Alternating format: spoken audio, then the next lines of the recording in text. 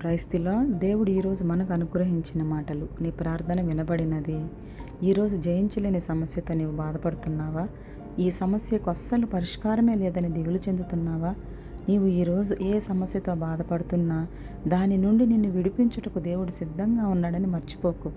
ఈ సమస్య నుండి నీవు బయటపడటం అసాధ్యమని నీకు అనిపిస్తున్నట్లయితే యెహోషువను జ్ఞాపకం చేసుకో. యెహోషువ ప్రార్థన చేస్తే దేవుడు సూర్య చంద్రులను ఆపేశాడు. నీ విశ్వాస సహితమైన ప్రార్థన కూడా నీవున్న పరిస్థితులను మార్చగలదు. ఏదో అలవాటుగా కాదు, కానీ విశ్వాసం కలిగి నీవు ప్రార్థన చేయడం ఎంతో ముఖ్యం. యెహోషువ కూడా మనలాంటి సాధారణ మనిషే కదా. మరి యెహోషువ ప్రార్థన విన్న దేవుడు నీ ప్రార్థనను వినలేడని నీవు అనుకుంటున్నావా? నీవు నిస్సహాయంగా ఉండకుండా ప్రభు పాదాల చెంత చేరి పట్టుదలగా ప్రార్థిస్తే తప్పకుండా నీ ప్రార్థనకు ప్రభు జవాబిస్తారు. నీ ప్రార్థన విని నీకు విజయాన్ని ఇవ్వాలని దేవుడు సిద్ధ మనసు కలిగి ఉన్నాడు. మరి ప్రార్థించడానికి నీవు సిద్ధమేనా? ఒకసారి ఆలోచించు.